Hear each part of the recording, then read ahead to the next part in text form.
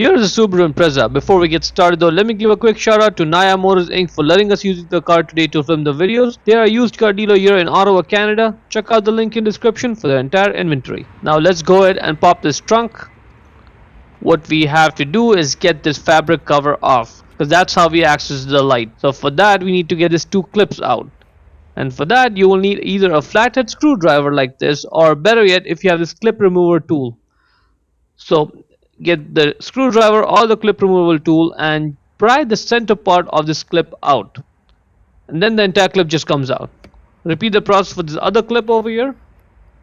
Again, you don't have to get it out completely. If you have the screwdriver, just get it out halfway through, then use your hand to pull the clip out. The middle part is out. Now get the outside part out, and now you can just peel this fabric carpet back, and this will give you access to the 4 nuts over there. Get the screwdriver or the clip remover tool and get this clip off of the 4th nut. Okay, now you see there are 4 nuts, and for that you'll need an 8mm socket ratchet combination or 8mm wrench. Let's get all those 4 nuts off. Keep them somewhere safe, do not lose them. Those 4 nuts are what hold the light in place.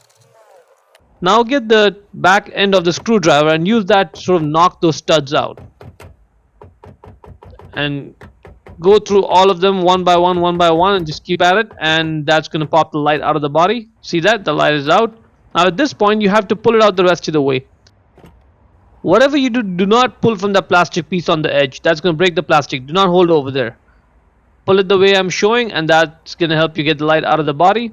Now at this point all the bulbs are accessible. They're all right over there. You don't have to get the electrical connector out. If you want, you can get it though. If you want to get the light out, set it aside and work in peace, but you don't have to. If you do get it though, this is the way to do it. You have to get the electrical connector off, press down there and pull it out. Now that's the brake light bulb. That's the bulb holder. Just grab it, twist your left to loosen it, and now it is loose, and it just comes right out. Now to get the bulb out, all you have to do is just grab the bulb and pull it out straight, and there you go. That's the bulb. It's a twin filament bulb. There's 2 filaments inside it. The bulb number is right there on it, 7443. Again, 7443. Get the new bulb, align it over there, and simply push it in to secure it in place. Now when you put the bulb holder back in, you see those 2 slots, they're slightly longer. Align it with the slightly longer tabs on the bulb holder, and then put the bulb holder back in the light. So that way it just goes right in. Otherwise you're gonna spend like a few seconds just twisting and turning, trying to figure out how to align it, and then it just drops in. At this point just twist your right to lock it in place, and you're done. Now you see that slot, it goes on the white clip over there, and that over there has to go underneath the white thing there. If you undid the electrical connector first, put it back in its place. You don't want to put the entire light back in and then you realize you forgot it. Align this slot with the clip there. Make sure it goes on it. Right, this is looking good. Now when you push the light forward, like inside the body, just keep some pressure inward so it doesn't just slide out from that clip over there.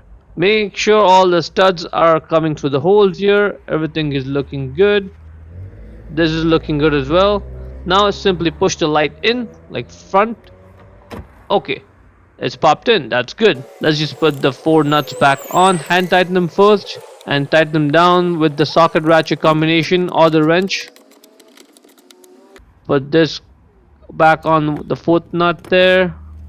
Now when you put in the clips back on, make sure the carpet hole is aligned with the other hole there, and then get the outside part of the clip in through both the holes. And this can be a little bit frustrating because it's not really visible where both the holes are, so just be patient with it. It may take a few seconds to get the clip in place. Once you get the clip in place, get the middle part of the clip, push it in to secure it in place.